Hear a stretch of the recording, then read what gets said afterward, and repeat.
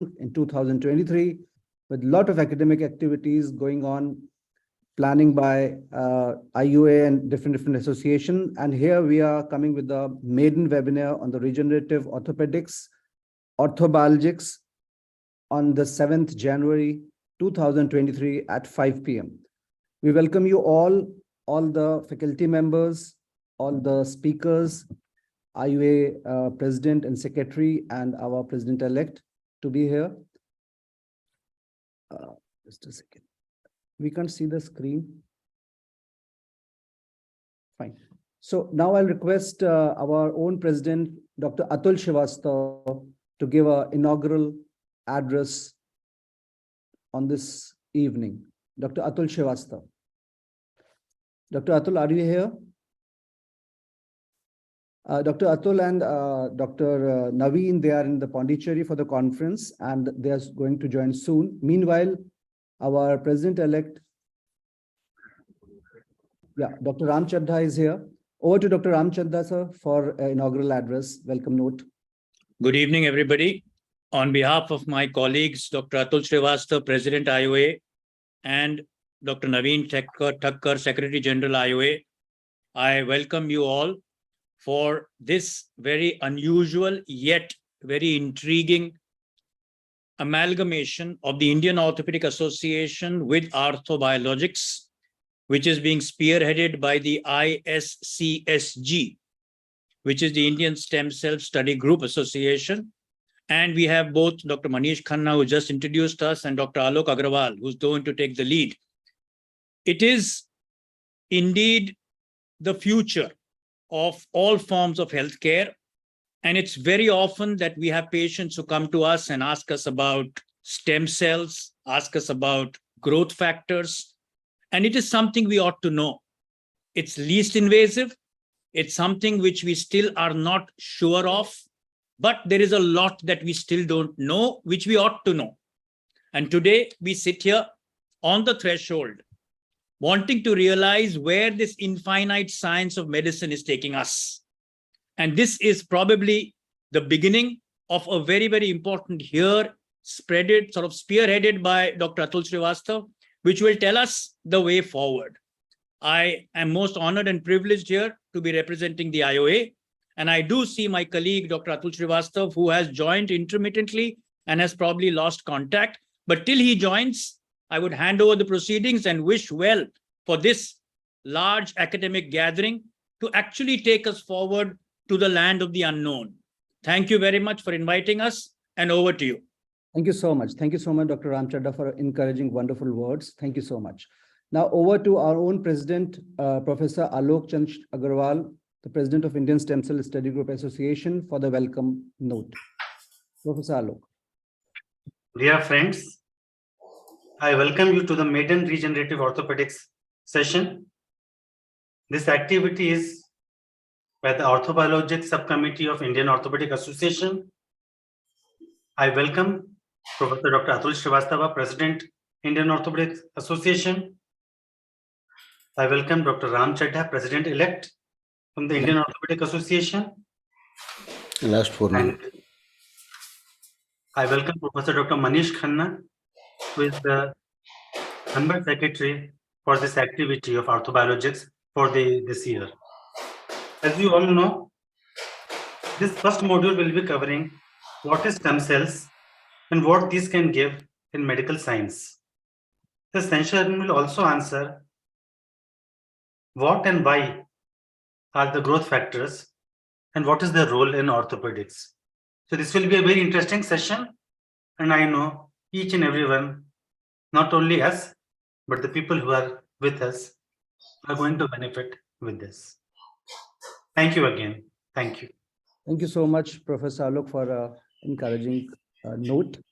Now we'll request Dr. Atul Srivastava, if he has joined. Sir, can you hear us? Yeah. Over to Dr. Atul Srivastava, our President. Yeah. Sorry, Manish Bhai, for some hiccups with the connectivity. No problem. And wish you all a very happy and safe New Year. And what I feel is orthobiologics is the future. and it is high time that this be involved in the mainstream. And that is why we have the subcommittee of the Indian Orthopedic Association with the most competent people in the field who have contributed and devoted a lot of time on this. And Dr. Manish Khanna, Dr. Alok Agrawal, Dr. D.P. Bhushan, and Tanmoy Mohanty, sir. So I wish you all the best and take it forward. All the best. Thank you so much. Thank you so much, Dr. Atul Srivastava. Thank you so much for the encouraging keynote for us. So with everybody permission, we're going to start the session now.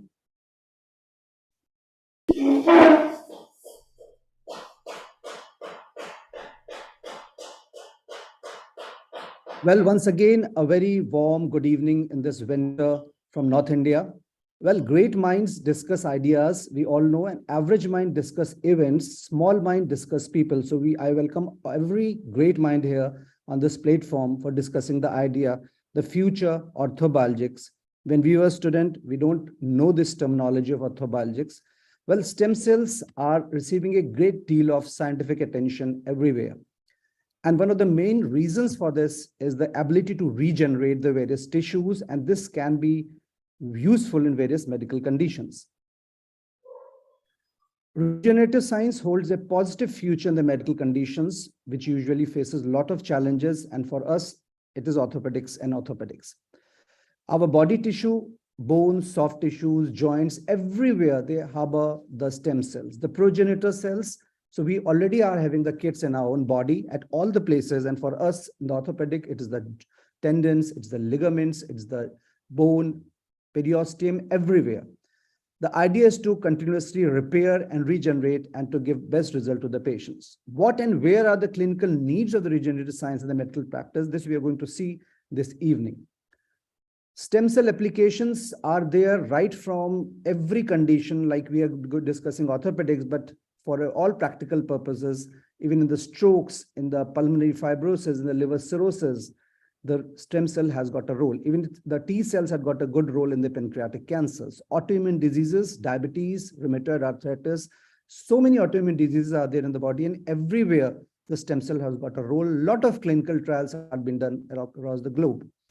The neurodegenerative conditions for which the patients goes to the neurophysicians are again having a lot of boon for from this orthobiologics. That is the stem cells. So we are going to start the session from Professor Dr. Tanmoy Mohanty, who is Professor in Head from KIMS Bhubaneswar. What stem cells and what these cells can give to us. Over to Dr. Tanmoy Mohanty, sir. Professor Mohanty, please, you can share your screen.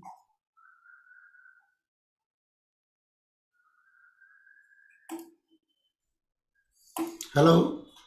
Yes, sir. Can you hear me? Yeah, we can hear you. Can you see my screen now? Not Yes, yet.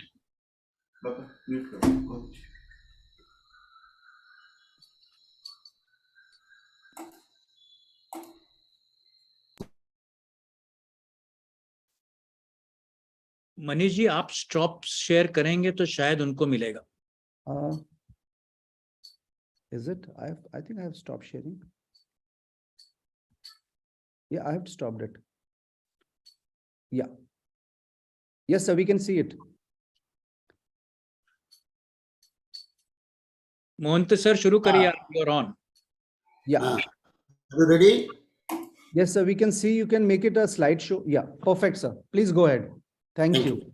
Thank you. So it was very nice to Dr. Khanna suggest about stem cells in medical science. This is the first webinar we are having on behalf of Indian Orthopaedic Association. Basically, when you look at stem cells, we always think it is something very special, which is giving us something new. But about stem cells, people have studied it from the details from long time. Basically, we know a stem cell is a cell with unique ability to develop into specialized cell types in the body. In the future, they may be used to replace cells and the tissues that have been damaged or lost due to disease. Now, always we think when we get old, our cells will die, but we want to remain amar. For that reason, everybody wants how these cells will not die. So the only way is that we cannot stop a cell from dying, but we can replenish the cells by methods, and we see that these stem cells have the ability to go on dividing as much as necessary to at least replenish the loss of these cells in our body. So these stem cells finally can become a muscle cell, can be a fat cell, can be even a bone cell, and anything. Starting from the nervous cell to epithelial cell, they can be regenerating into that. So stem cells are different from other cells in the body because they can divide, they can renew themselves over a long time, but they are unspecialized because they cannot do specific functions in the body. Now we have got two varieties of stem cells. As you know, it is embryonic stem cells or adult stem cells. These embryonic cells initially are single cell embryo when we call it totipotent. Within 5 or 7 days after fertilization, the embryonic stem cells, they are called pluripotent, and at that moment we can play with that and change its direction where the lineage will occur. Now in a child or an adult, finally we get the adult stem cells which are called multipotent. And these cord blood cells are in the placenta which can be kept for future use, which are called multipotent. Now, induced pluripotent stem cells, what does it mean? That means in adult stem cells, we can take them and do some method by which they can be induced to change into other cells. It has been seen that umbilical cord cells can be kept. We call them as primitive stem cells. We can keep it when the child is born with permission from the child, interest on the family, because the child may require this type of cells in future. We can store the cord blood, and from that we can get the cell, and then these cells can be finally used to get some method of coming out with organs even. So with this, we always keep the cord banks and other things are coming up, and we see that immediately after the child is born, we can store some of this blood which would have been thrown like this, and that can be kept in a cord bank, and finally this cord blood bank will help us in future. So now these autologous stem cells can be later transplanted into the body in case the patient really needs in adulthood. With that interest, we can go into a little bit of how the stem cell works. The human embryonic stem cell normally is the embryonic cells normally we try to take at a cellular level. That stem cells can be collected after 3-4 days of the fertilization. At that moment, by micropipette, you can remove the nucleus from that, and those nuclei can be kept, and finally you can get some stem cells out of that. And these are human embryonic stem cells which are the future of our work. These stem cells in vivo after fertilization, when the IVF is done, normally it has been seen 1 or 2 cells are used by the patient finally, but lot of thousands of frozen embryos are routinely destroyed when the couple finish their treatment. So these are the stem cells normally we get to do some work like research on them, and these surplus embryos would have been thrown like this, and regenerative medicine medical research normally helps us because these pluripotent stem cells can be utilized finally to give us pancreas or a hemopoietic or blood cells. They can give us even heart cells, everything. So this is finally what our aim is, to restore the damaged tissue in the body when the person really needs it. Cloning came into the view when people think that you can take a mouse, even can make a small ear over that, and researchers in Japan, they could grow human ear on the back of a laboratory rat with stem cells. So people thought we can go for even cloning, and finally we can get a lot of things out of that. But what is the use in medical science? We find that the adult stem cells can be hemopoietic, can be mesenchymal stem cells, or they can be neural stem cells, or epithelial stem cells, even skin stem cells. These adults, from the bone marrow itself, we can take them, even we can modify that, and finally we can get liver cells, we can get CNS cells, we can get skeletal muscles. That is why this is the plasticity of the adult stem cells, which can be modified slowly, and a lot of research are being done on that. Even researchers have already shown that adult bone marrow can be guided to become heart-like cells, which can repair the heart tissue in people, and more research is ongoing now. Now, when we try to see it in medicine, how it is used. we see that the bone marrow can be removed and then adult stem cells can be derived from that and can be utilized, or we can do a programming on that. Even we use virus for that. And finally, these programming will give us induced pluripotent stem cells. Otherwise, in an embryonic condition, from the blastocyst itself, we can keep embryonic stem cells. Now, this adult cloning, when we are doing, finally, what is our aim? We are taking the cell, maybe through a biopsy or anything, maybe from the adipose tissue, and that adult cell, we take out the nucleus out of that. And the nucleus from another donor is put into that. This nucleus, after when the cell divides, finally we can, immunologically compatible transplants can be made out of this. This is how we are thinking that finally we can use these stem cells in a better way, that which can be used for another person.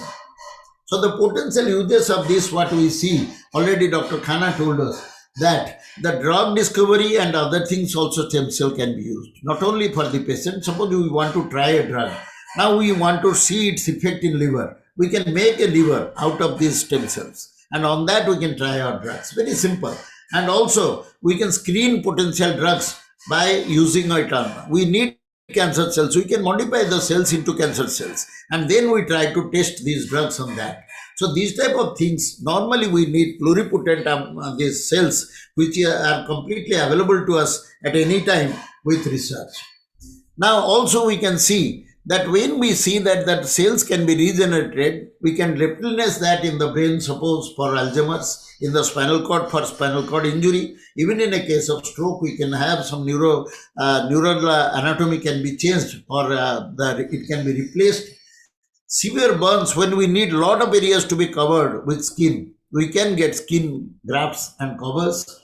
For heartbeat, for diabetes, where we lack insulin, we can even come out with some part of the pancreas. Even we can think of regeneration of the cartilage in the osteoarthritis knees. And sometimes in autoimmune disease also they have got a role to play.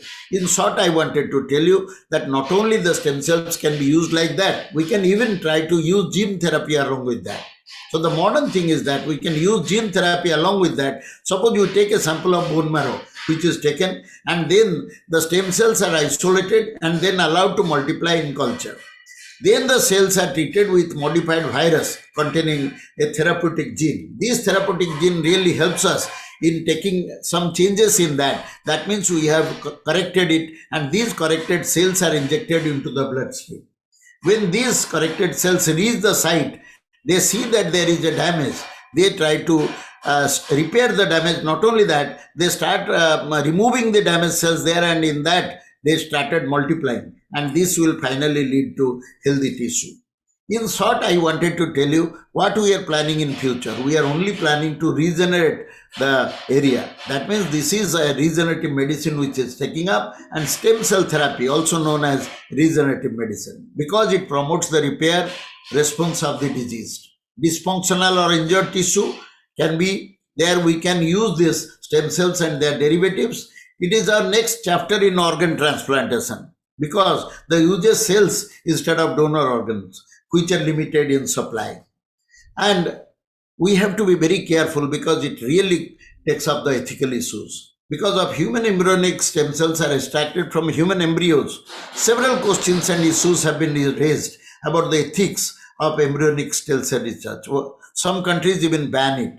And the National Institute of Health created a guideline in 2009. So if you are really interested to work on this, or you want to study about the stem cells, you have to get into the guidelines and then plan out something. Thank you. Thank you so much, Professor Mohanty, for wonderful, excellent presentation on what is stem cell, what are the clinical needs, what are the research things which we are going for it, and what is the use in the medical science. Thank you so much for excellent thing. And it is very much clear from this presentation that the homing principle has been mentioned by Professor Mohanty, that people ask that how the stem cell reach to suppose we are injecting a mesenchymal stem cell for a clinical trial in a rheumatoid arthritis patient, how they are going to reach to a particular joint or particular organ. So it is just like the same thing. If you are having a sore throat and you are taking an antibiotic, it reaches to the particular site which is required. So thank you so much. Now let me continue this. So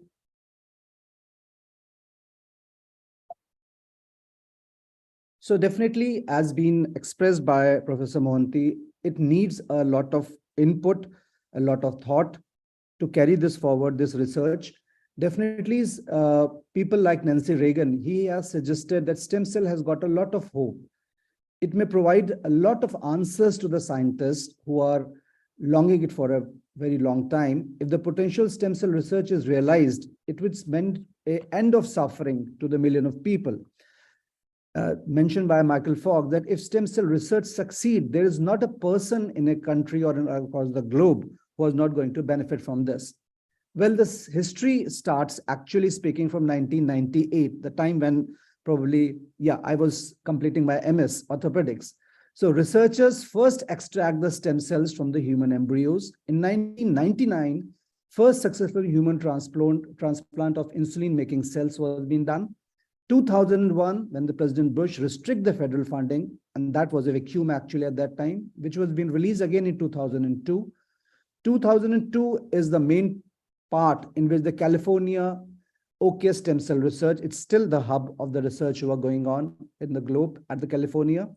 2004 was the year when the Harvard research grows stem cells from the embryos using the private funding, for which the 2004 again approximately 3 billion bonds was being invested for the stem cell research. And finally the ban was lifted in 2009 when the federal funding was available by President Obama.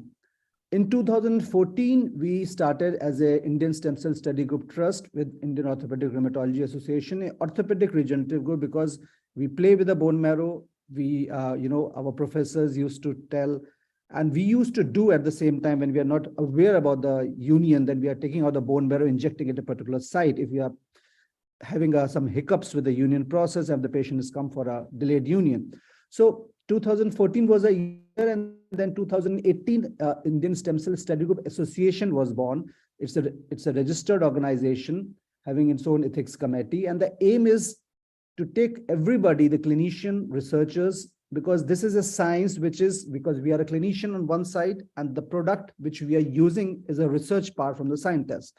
So the aim is to give a perfect inclination to the treatment part by creating and developing the international scientific relation with the rest of the world to elaborate, deepen, and radiate the knowledge acquired in the domain and pass it to all for their opinion and cooperative work, and in fact to use this branch at a national and international level to do the challenges. Now we'll request Professor Alok Agrawal for what are the various applications of orthobiologics, as now we are entering into orthobiologics now, specifically to orthobiologics. Over to Professor Alok Agrawal, sir. I'll stop sharing my screen and I'll request Professor Agrawal to please share your screen.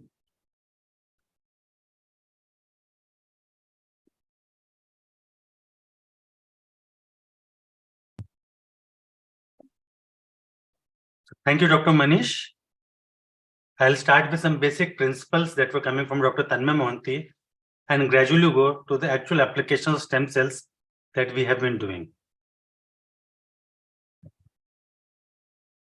So as we all know, stem cells are primitive, unspecialized cells that can self-renew and differentiate into more than 200 types of body cells.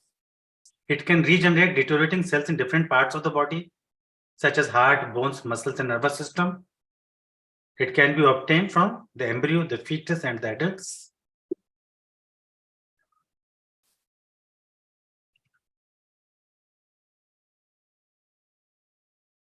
We all know that all of the cells in the body originate from the stem cells.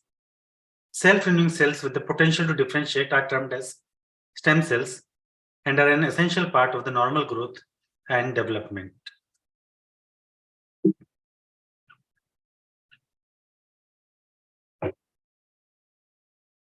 So what is a totipotent cell? These are cells that can develop into all cell types in the human body and can also form extraembryonic and placental cells. The cells of the early stage of the embryo are the only totipotent cells and are not in clinical use due to ethical concerns. What are pluripotent cells? Cells that can develop into cells of all the three germinal layers: endoderm, ectoderm, or mesoderm. cells of the late stages of embryo after the blastocyst stage are pluripotent cells. What are multipotent cells? These are cells that can develop into more than one, but not all germ layers. Adult stem cells and cord blood cells are multipotent cells. So what are the types of stem cells? Embryonic stem cells, that is prenatal. These cells are obtained from the blastocyst stage of the embryo, as we discussed. And because of the properties in them, which can go in any of the lineage, they are also prone to tumor formation. And that is why is the issue of ethical dilemma. Adult stem cells, also called as postnatal stem cells, they are obtained later in the life of the embryonic stage. They are multipotent, undifferentiated cells located among specialized tissues with the primary function of maintenance and repair. Mesenchymal stem cells, which originate from the mesoderm, are a type of adult stem cells that have a good potential to develop into adipocytes, chondrocytes, myoblasts, and osteoblasts. So what are the sources? Well, it is the bone marrow, periosteum, adipose tissue, placenta, umbilical cord, blood, human amniotic fluid, dental pulp, synovial tissue, skin, and skeletal muscles. Bone marrow, adipose tissue, and muscle-derived mesenchymal stem cells are being commonly used practically. So that is it, embryonic from blastocyst, adult from fetus, and from adult. They give multipotent cells, they are difficult to isolate, and they have got a limited lifespan. So you have to do things fast. These cells may be unselected cells obtained from autologous bone marrow after centrifugation, or selected and enhanced in culture utilizing their affinity to tissue plastics. It is a cost involved, time to culture, risk of infection, loss of function in vitro, which prevent regular clinical use of cultured mesenchymal stem cells. It should be noted that the absolute number and the purity of cells obtained from cultures is higher, an important factor for clinical effect. Bone marrow is taken from the posterior iliac crest, and it gives a higher yield of mesenchymal stem cells compared to the anterior iliac crest for bone marrow aspirate. And multiple studies have emphasized this fact. The routes of administration are: they can be applied directly to the lesion by surgery, or by local injection, or by a suitable scaffold or carrier. Mesenchymal stem cells can be taken through initial phases of differentiation, forming bone or cartilage precursors under laboratory conditions, and then implanted into lesions. Mesenchymal stem cells can also be injected intravenously. This ability to migrate systemically and colonize the bone marrow after peripheral injection is being utilized for treatment of osteogenesis imperfecta. So these are the different uses, where you can see that the bone marrow can be used for osteoarthritis, rheumatoid arthritis, articular cartilage repair, meniscal repair, fractures and non-unions, osteonecrosis of the femoral head, and to stimulate growth in children with osteogenesis imperfecta.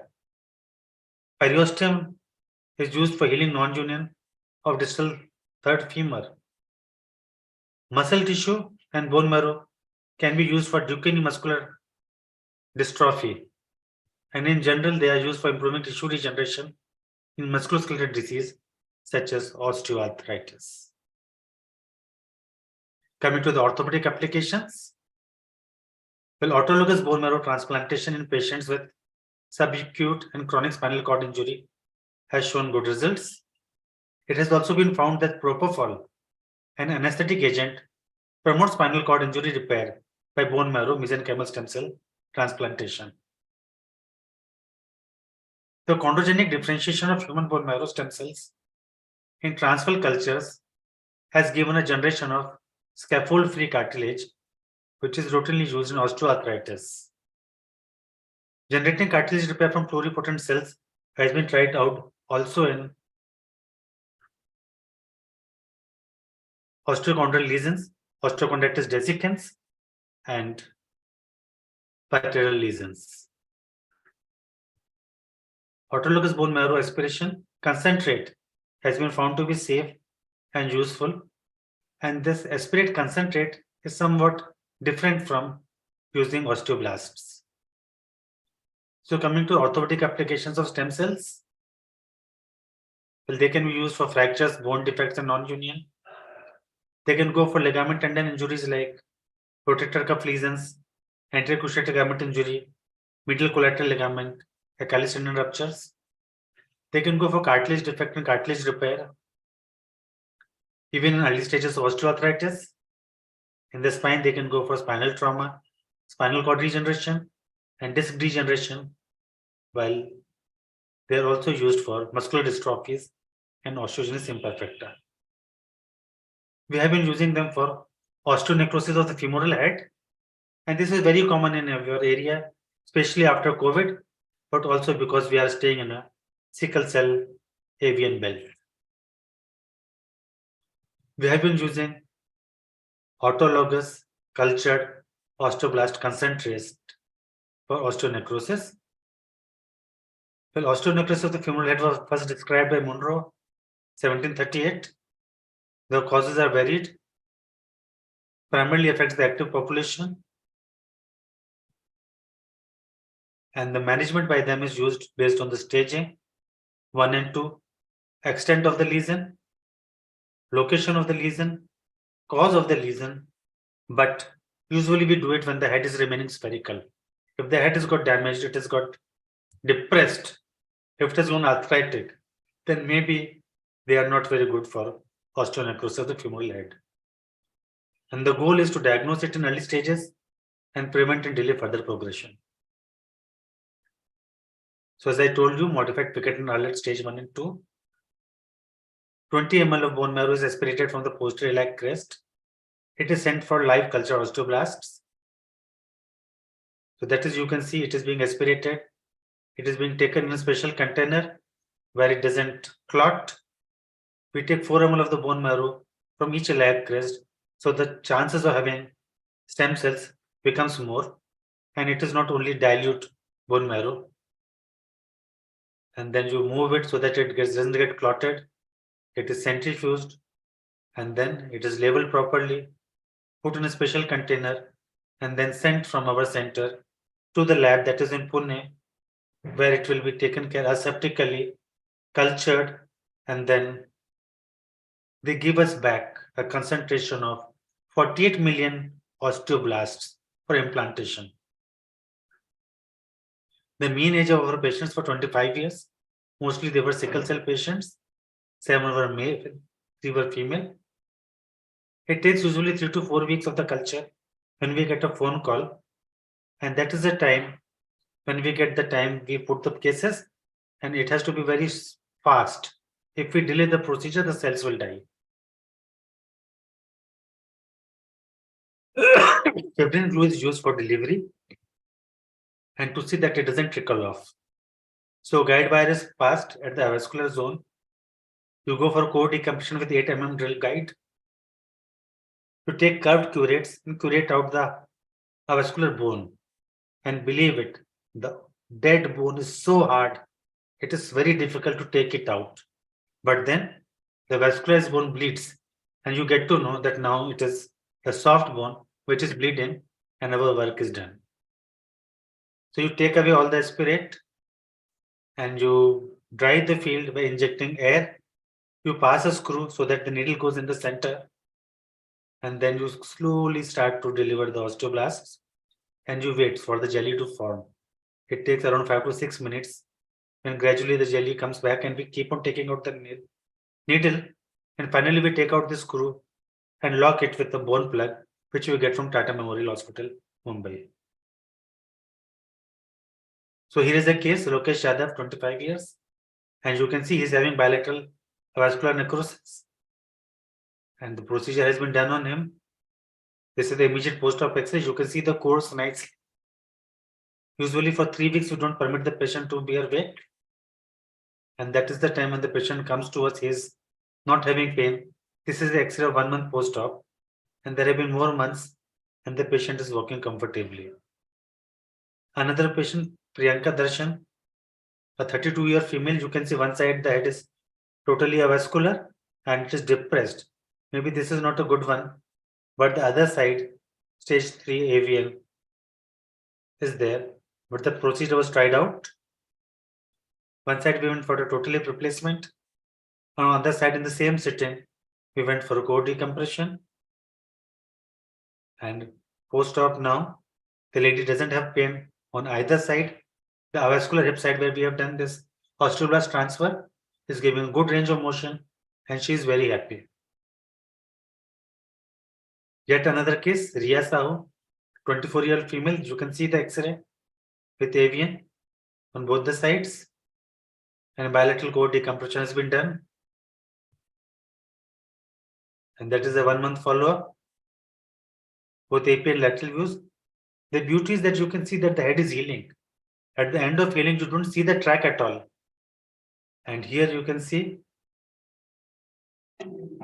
that even at 1 month, it is very difficult to say that the procedure has been done. The scars are very small. The patients are very comfortable and they are happy. And this thing has been more rewarding in cases of sickle cell disease. So we have got a solution to save our hips of sickle cell disease. So that is the use that we have been doing. And these are the principles for use. Thank you.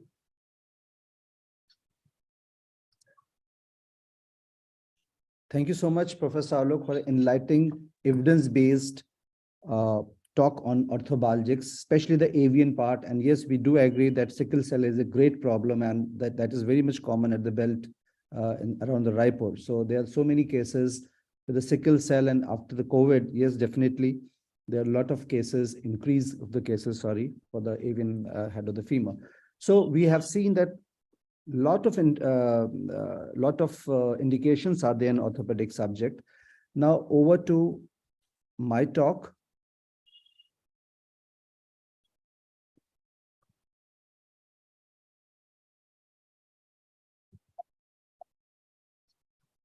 So in next 10 minutes of time, I'll take you to those areas which we do in a regular way, we manage in a regular way, and we don't know till now or a decade back that they work very well because of the stem cell therapy. We orthopedic surgeon, we find all the results in many treatment plan because of the stem cell which are there in the body.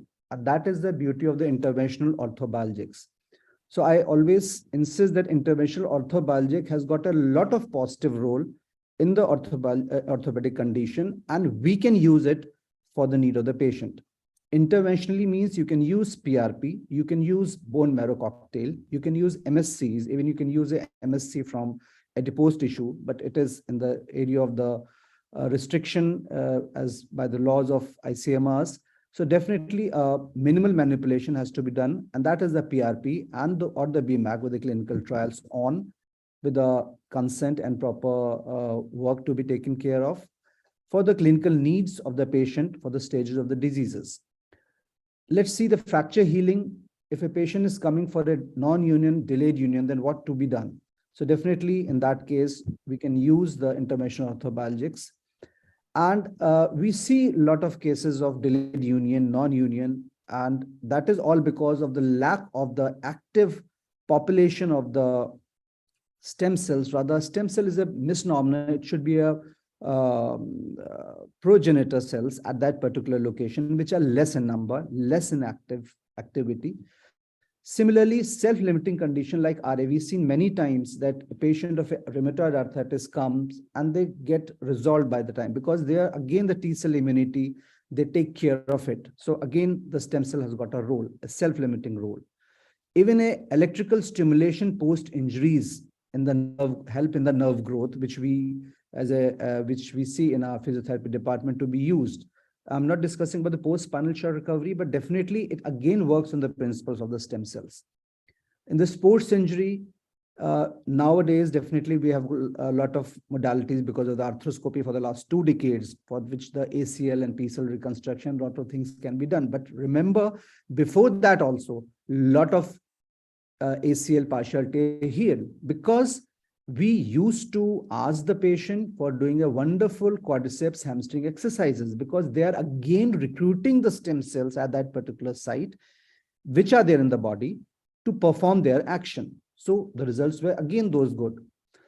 So actually for this, we can say the mechanism is because whenever we do a knee exercise, means whenever we do a hamstrings or a quadriceps, then basically we are activating endogenous stem cell pool at the insertion site of the tendons and the ligaments.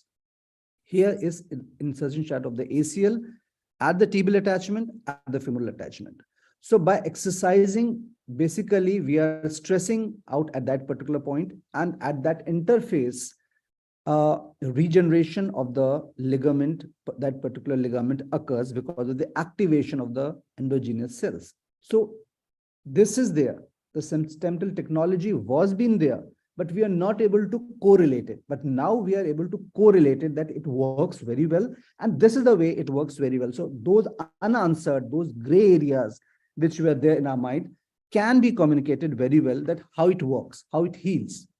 Similarly, the bone healing is very much faster in the children. That is why we are very happy, managing pediatric fractures conservatively most of the time, because whenever there is a, you can say rather, the children in their blood, they have 10 times more stem cells per milliliter of the bone marrow.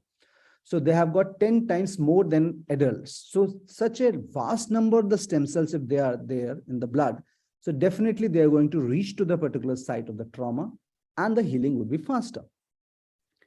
If you remember the basics about the cascade of the events which we have studied about the fracture healing, fracture union, then let us go to a little bit of exposure to the microscopic level, what it works, truly speaking. So whenever there is a fracture, whenever there is a bony injury or any insult, so the platelet at that particular time, they release the factors, growth factors, PGF, for example, which is very important here, which sends the signals to the bone marrow to mobilize the blast cells from the bone marrow. So this is the mobilization part. This is signal created and that mobilization has been done. Now these blast cells, they are then mobilized to the site of the injury. This is transendothelial migration, traffic to the site of the injury. And when they reach to the site of the injury, then 2 things happen. First of all, these cells have been there. And secondly, some cells are already been there endogenously, endogenous progenitor cells. So those endogenous progenitor cells, which are already been there, they become active, and thus the differentiation of osteoblasts occur, and we see a union. So this is a gray area which was been there, which is now exposed. This is how it works, truly speaking. So this is the entire cascade which has been given in this presentation. But definitely, yes, what the fracture treatment we do by internal fixation or by external immobilization, ultimately the progenitor cells at that particular sites are going to do the job. And in old age, since the cells are less, so we face a lot of challenges in the union process. Sorry. Now, beside this factor, there is one more thing that is called as GCSF. It has been released by the endothelial injury at a particular site. This again do the mobilization of the bone marrow stem cells to the bloodstream, to the fracture site. So these 2 things, they do a lot of good job. So that means whatever the delayed union, non-union which we are seeing these days, it is basically inactive endogenous pool of stem cell at that particular site. And definitely age of the person and many other factors are being there. And age is the principle. A patient coming with a humeral shaft fracture, which we do internal fixation, wonderful internal fixation, and even then it's not going to unite. So again, the age is the factor. Diabetic, if the patient is a factor. There's so many things which are the different factor, which is out of the subject to discuss right out here, but it works in that way. So positive biomechanical role in orthopedics, yes, and it has been very well proven by flow cytometry that abnormal stress at a delayed union site can be modified with a compressive stress to the cell. That means we are using this treatment since decades back. in the form of PTB cast. Nowadays, nobody gave a PTB cast, but when we are doing the PG, at that time, we were giving the PTB cast. So again, we are providing a delayed, making a delayed union to a union properly by asking patient to walk on the PTB cast, because again, they're the compressive forces which passes through the fracture site. They make these inactive progenitor cells to become active, and that has been proved by flow cytometry. Not only this, even a fixator, if we put a Elizaro fixator, any fixator, and we feel that the patient is not able to get a good union, we ask the patient to walk. So the principles are the same, only the answer has been very well given. Well, yes, external fixator, like I've just mentioned, I've done my MS in 98. So at that time, from 99, I was managing a lot of clubfoot, and there were a lot of good, there are a lot of good things which we come across while managing these cases. Any relapsed clubfoot, neglected clubfoot by Elizaro method, by external fixator method, whenever we do a ligamentotaxis, it actually have a osteogenesis, histiogenesis with the distraction phase on. And one can compare here in both the X-rays. Here we can see this is a pre-case in which the talus is almost fused, and it require a arthrodastesis, which is being given here. And to the surprise, some portion of the articular cartilage, only some portion of articular cartilage is able to regenerate, because that is the portion which is not being tortured, not being grossly damaged. So it regained its shape. So these are the things which been, making us to think that it works, truly speaking. When we go back to the papers in 2002, it was been published, very well published, that cartilage regeneration in osteoarthritic ankle can be done by joint distraction. But it does not mean that you're going to distract an osteoarthritic knee joint to give a cartilage regeneration. Because again, it was been pointed out in 2011 by Ligno et al. That osteoarthritic ankle joint have definitely got a cartilage regeneration, provided a joint loading activity has been there, because then the signal pathways are being created. So probable mechanisms, whenever we do a distraction, then definitely endogenous stem cells along the synovium, along the periosteum, along the subarticular space, because periosteum, we all know, we see acute osteomyelitis, and we see a newborn formation. It's again because in the lowermost layer of the periosteum, there are a lot of stem cells, the progenitor cells are there, so they do the job. So definitely, yes, the things work, but only in those cases if the weight bearing is to be done. But does not mean that we are asking the patient to weight bear on a osteoarthritic knee joint and doing a distraction and then going for replacing a HT or arthroplasty. It does not mean that. The theory of the regeneration, which was being put forward in 2013, was whenever a negative pressure has been there in any distraction joint, then the cartilage regeneration has been there. It is just like a negative pressure on the wound healing as we use the skin.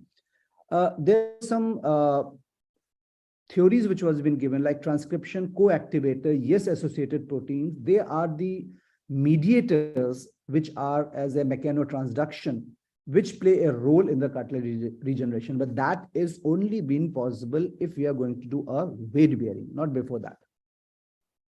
So lack of cyclic compression on a cartilage is not going to have any effect actually, and only effect will be there if the anabolic effect will be there if mechanotransduction would be done. And that is why whenever we put a Elizaro, all the things, limb length thing, most of the time we require a weight bearing. As soon as you make the patient to be a weight bearing, the results are very good. So this also means that a brisk walking, whenever we do a brisk walking, our teachers used to say a brisk walking in early arthritis is a wonderful thing. Why? Because again, here we are creating atmosphere to have a cyclic compression, and progenitor cells will become active. And there is a proof, actually speaking, in if you do a patient pre and post, then you can see the thickness of the articular cartilage can be worked up very well. According to the latest research, even the continuous active movement of a joint injury, after surgery or after any articular of an injury or after any damage to a joint, it has got a propagating role on the articular cartilage. To not a complete extent, but yes, this is probable again a mechanism of differentiation of endogenous mesenchymal stem cells, and they work with the restoration of synovial fluid transport. That is why by doing active exercises has got a positive role. That is the reason, not only around a knee surgery, it's only because of the quadricep we want to go for exercises, but also for a healthy joint because of a positive synovial fluid transport would be there. Now, again, if I'm talking about the club foot, we must know whatever we are doing in the club foot, whatever the Ponseti technique we are doing it, we are doing a tenotomy, we are doing a ligamentotexus, or even a gradual dorsiflexion in a CTV cast gradually. It has got again a role connection with the regenerative orthopedics. Because the stretching, whenever we are doing a stretching, it is simply like, as I've mentioned already, in a tenotomy. When we do a tenotomy, actually, basically, we are doing a partial tenotomy and just doing a passive dorsiflexion. So here again, it is stimulating, stretching the tendon at that particular area, and it boosts the tendon regeneration because the tenogenic properties of the tendon resident stem cell, they start acting, and that is why we found a result. So everything which we do has got a connection with what the regenerative orthopedics is all about. Similarly, mechanical stimulation, if given to a tendon tissue, result in induction of stimulation to differentiation of the tendon, and that is the reason which we see, tendinogenesis in any of the surgery which is done around the ankle with the deformity correction. And similar is the work for the bone lengthening principle also with the distraction osteogenesis, because here again, when we are distracting, we are stimulating the underlying periosteum, the innermost layer, and it's do the job. So the job is to basically stimulate them to make the pre-osteoblast to convert into osteoblast. So there are a number of identifiable, non-identifiable opportunities, the stem cell therapy in the orthopedics, and next coming few webinars, we're going to take one by one, each and everything. But only thing is we have to open our mind. We have to see how this specialty is being developed and is going to take us forward. Thank you so much for a very patient hearing. And now I'll request our next speaker, Dr. Madan Jayaraman, for what and how the growth factors have an influence in the regenerative orthopedics. I'll stop sharing now, and I'll request Dr. Madan to please. Meanwhile, I'll welcome Professor D.P. Bhushan sir also. He has joined here. Welcome, Dr. Bhushan sir. Over to Dr. Madan. Dr. Madan, Yes, are sir. you here? Yes, sir. Yes, sir. Yes, sir. Please.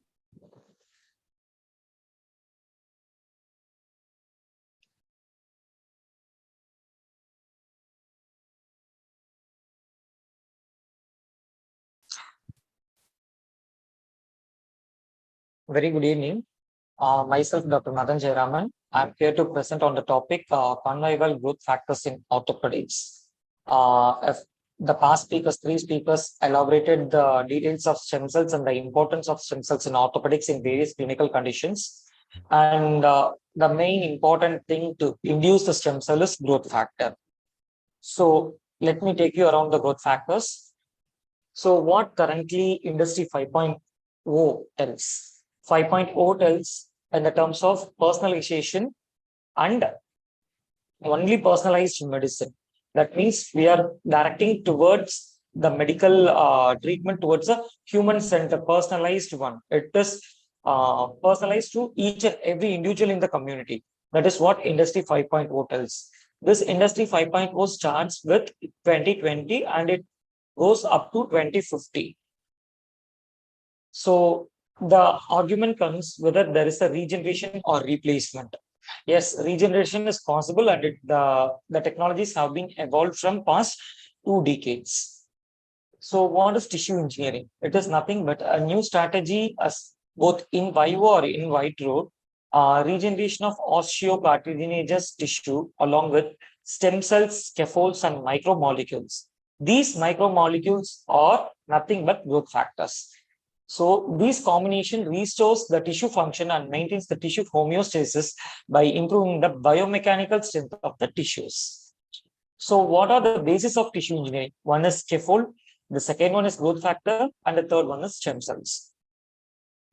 So what is this picture indicates? The cells which is studded with scaffolds, that is cross-linked fibers or nothing but scaffolds, along with the growth factors, which will give you a regenerate, that is called a engineered tissue, or either it can be a cartilage or a bone or a muscle or a nerve.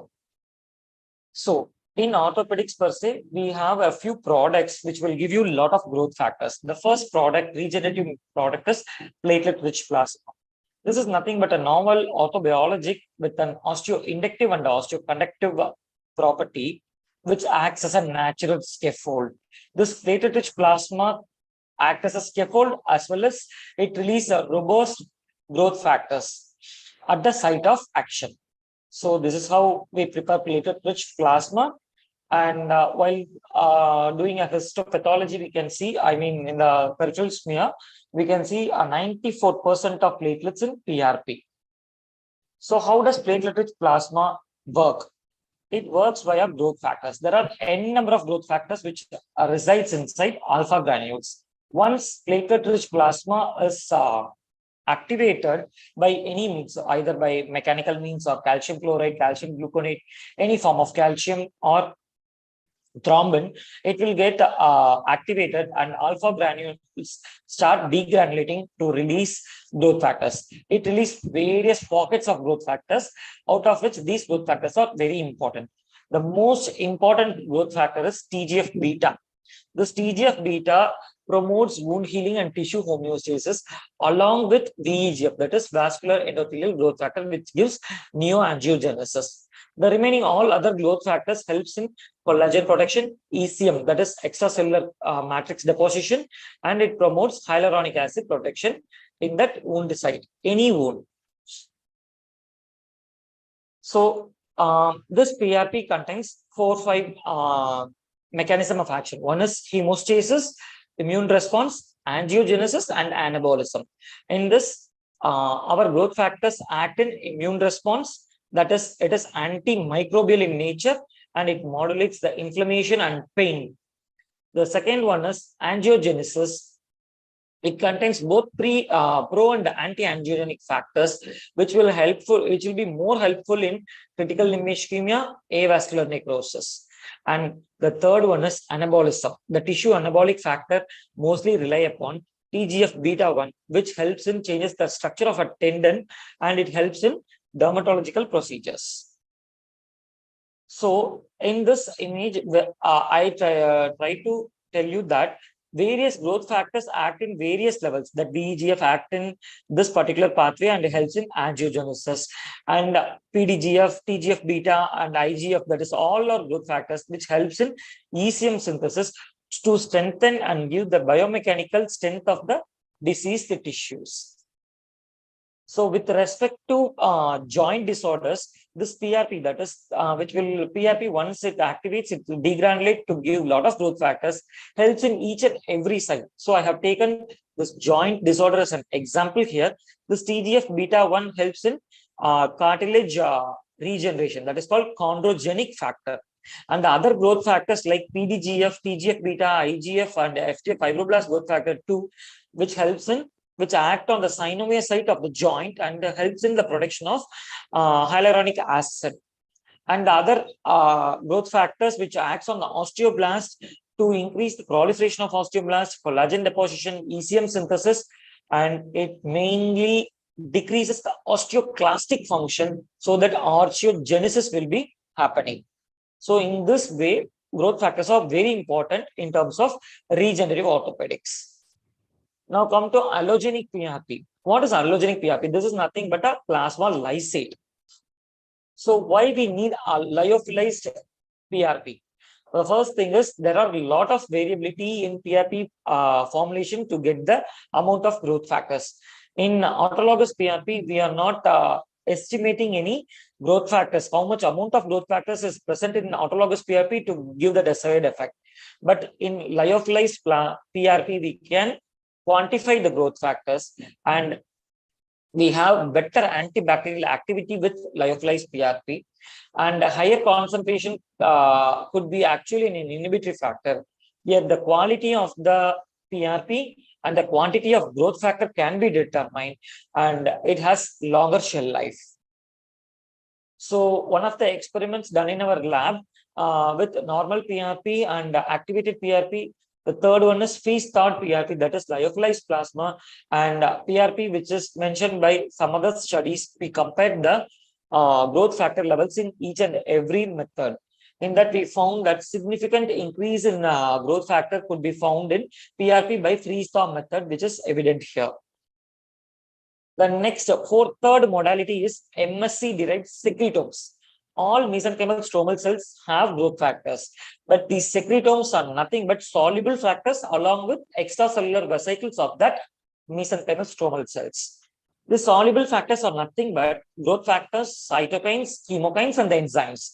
These all have pro-angiogenic, anti-fibrotic, anti-apoptotic, and anti-inflammatory property.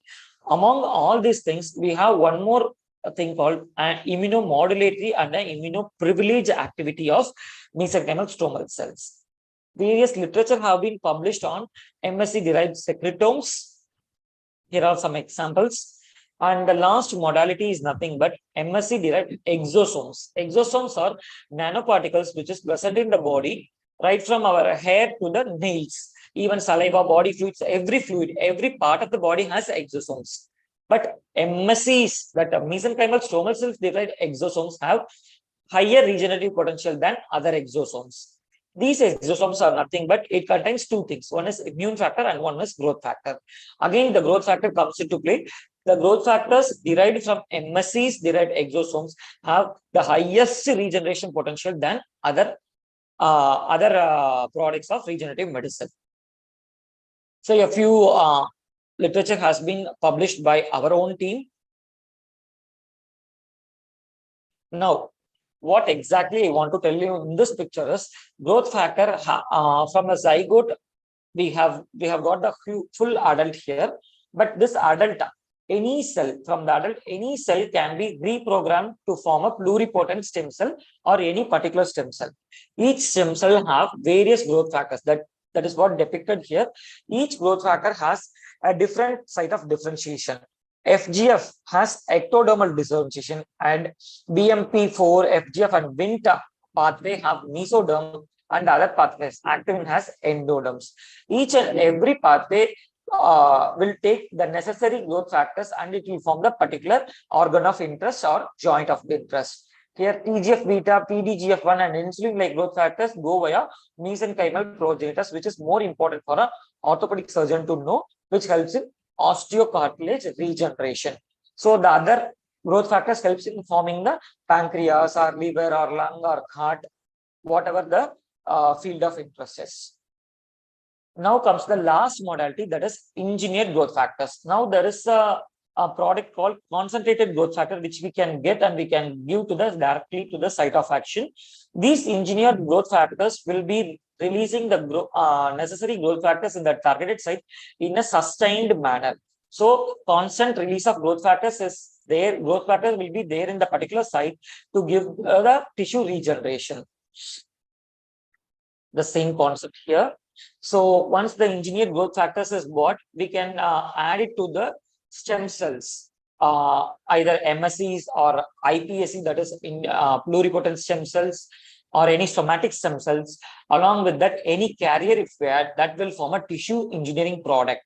So that will be delivered to the site of action to form the particular targeted either cartilage or a bone. So this is an example. This is CGF is nothing but concentrated growth factor along with bone marrow mesenchymal stromal cells is being given, and it is examined to form an osteogenic tissue. The second one is collagen is added along with the bone marrow stem cells. The third one is just a concentrated growth factor, and the fourth one modality is only collagen, and the fifth one is nothing has been added here. Here, concentrated growth factor along with bone marrow stem cells have given a better regen rate than collagen with bone marrow stem cells, than concentrated growth factor, than collagen. So always when we combine mesenchymal stromal cells along with the growth factor, it will give a better regen rate. The continuation of the same thing we have seen A, B, C, D, E, that is called modality 1, 2, 3, 4, 5, which is depicted as A, B, C, D, E. This shows CD4 differentiation was found better in bone marrow stem cells along with the concentrated growth factor. So all these products are either concentrated growth factor or allogenic PRP, everything is coming under one entity called ATMP, that is called Advanced Therapeutic Medicinal Product. This is nothing but it is regulated by SEDESCO and ICMR. SEDESCO will tell whether it is a drug or not. So it comes under stem cell and cell-based product classification. So once it is categorized as drug, which is derived from processed cells, either we can manipulate minimally or more than minimal manipulation is allowed under the guidelines of ICMR in India. So accordingly, we have classified the products as 3 risk strategies, that is low risk, and high risk. Low risk is nothing but autologous product. Either it can be stem cells or PRP. The second one is lower risk, which contains the allogenic products, that is amniotic membrane, water jelly stem cells, bone grafting, allogenic bone grafts, allogenic cornea, allogenic tendons. All allogenic products will come under lower risk. The third one is the high risk thing is umbilical cord blood, amniotic tissues, which are all the pluripotent stem cells along with the exosomes. These all comes under the higher risk category. So the low risk category doesn't require any much regulatory guidelines, and the lower risk category is regulated under section 361, and the high risk, that is the third category, is regulated under 351 category. So 351 tells that is the lower high risk, that is category 3. This requires the regulation in the terms of drugs or the biological products. And 361 category, this is the allogenic product which requires post-marketing surveillance, whether it is whether the post-marketing product is safe or efficacious in terms of regeneration. So take-home message is this: growth factors act as a novel biological approach in both osseous and cartilaginous regeneration, with various examples being published literature, and it has immunomodulatory, anti-tumorigenic, and immunoprivileged activities. And exosomes are the secretomes of the very novel nanomedicine particles which can deliver to the target site of action with a therapeutic effect, which has to be explored much in the countries such as India. And we should be always adhere to the guidelines of our ICMR and SEDESCO under section 351 and 361 for minimal manipulation or more than minimal manipulation for cell-based therapies. So these are my partnering agents, which will help me in carrying the further research in regenerative orthopedics and orthobiologics. Thank you. Thank you so much, Dr. Madan, for a wonderful presentation describing what are the growth factors, how the growth factors work in orthopedics, which is the key importance for the end result that we get. Thank you so much. So welcome Dr. Naveen Thakkar. I think he has joined. He was busy with the conference. So before winding off, we'll like to have end note message from Dr. D.P. Bhushan sir for the take home, and as well as a message from Dr. Naveen Thakkar. Dr. Naveen Thakkar, are you here? Okay, over to Dr. D.P. Bhushan sir. Professor Bhushan sir, are you here? Yes, I'm here. Am I audible? Yeah, you're audible. Please go ahead. Yes, I am also there now. Yeah, good evening, Okay. Dr. Naveen. Very good evening. The man with gold. Sorry, I was in the program there. Just came to the hotel just now. Hey, Naveen, thank you. You give us the representation of Bappi Lahiri sort of richness of this our institution. Maja aata hai, but anyway, thanks for coming here. Yes, thank you, sir. Somehow Atul could not come, though I have invited him personally in Vairok. There is some network issue. Right. No, he has joined. Dr. Atul Shivasu sir has joined. He He's given the message, a presidential message. When there was some network issue, so maybe that has been disconnected. Yes, the network issues are there. Yeah. Bhushan ji हम दोनों थे शुरुआत में. Yes. अरे sir दोनों थे. अतुल जी जुड़ गए थे. मैं वेन्यू पे था. अतुल जी तो होटल पे थे, इसलिए जुड़ गए थे. तो थोड़ा डिले था, हमें पता चल गया कि वो भी आ रहे हैं. तो बहुत बहुत धन्यवाद to Dr. Atul Srivastava, Dr. Ram Chaddha, and Dr. Naveen Thakkar to attend this first subcommittee meeting ever done in this year. And it is all the inspiration and encouragement of all the three of you that we have started as the first. Tomorrow is another meeting, I have heard, of another subcommittee. So first of all, thanks to all the three of you. Then to start with the Chinmay Mohanty, who had done a great job in introducing us to the new world for which most of orthopedic surgeons are not very well known. Then Alok coming with all the pluripotent, totipotent, and multipotent cells and its clinical application from the very beginning. This orthobiologic is talking about the orthopedic involvement also in avian and its results. Manish, as ever, the person well worthy of chairman, he talked about everything and he found the orthobiologic implications in our day-to-day activity like iliopsoas and tendon lengthening and anatomy. With Madhav Jairam, our newer boy, with growth factor and all the new vistas which are opened. We are very thankful to this team which has taken this lead, and we are certain that under the guidance of the president and secretaries, presidents and secretary, we will follow your hints and advices and take it to the right conclusion.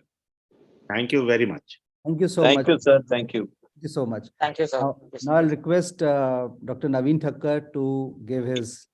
Yes. Sorry, first of all, sorry, I was there in the program there in the Pondicherry State Conference. I was there on the stage, so I could not join at the same time. But I think that it must be a good program, educational program, and the short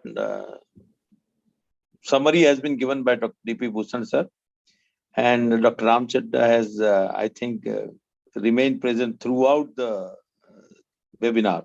So we are thankful to the committee for giving such a good program to the IOA.